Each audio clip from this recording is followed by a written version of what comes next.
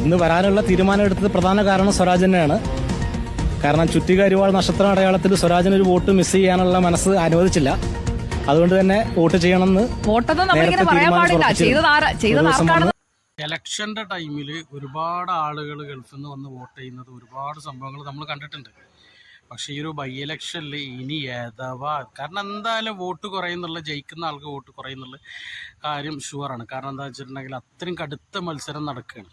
LDF വേറൊരു ഭാഗത്ത്, UDF വേറൊരു ഭാഗത്ത്, അൻവർ വേറൊരു ഭാഗത്ത്, അങ്ങനെ ഒരുപാട് ടീംസ് മത്സരിക്കുമ്പോൾ എന്തായാലും വോട്ടിൻ്റെ ഭൂരിപക്ഷം ജയിക്കുന്ന ആളുകൾക്ക് നല്ല കുറയുന്നുള്ള കാര്യത്തിൽ യാതൊരു സംശയം. പക്ഷെ അത്ഭുതങ്ങളൊക്കെ സംഭവിക്കലുണ്ടല്ലോ ചില ഇലക്ഷനിൽ.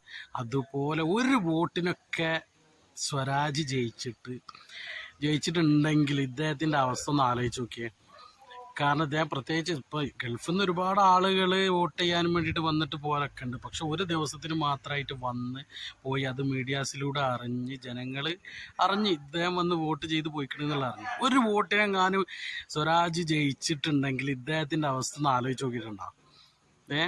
ഒരു സംഭവം തന്നെ ആവും. കാരണം ഇദ്ദേഹത്തിന് മാധ്യമങ്ങൾ, സോഷ്യൽ മീഡിയ അത്രയും ഏറ്റെടുക്കും.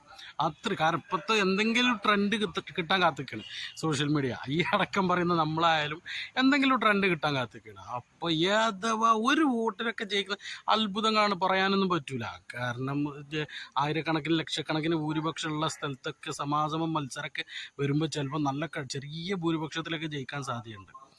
അങ്ങനെയൊക്കെ സംഭവിച്ചിട്ടുണ്ടെങ്കിൽ ഇദ്ദേഹത്തിൻ്റെ അവസ്ഥ ഒന്ന് ആലോചിച്ച് നോക്കുകയാണ്.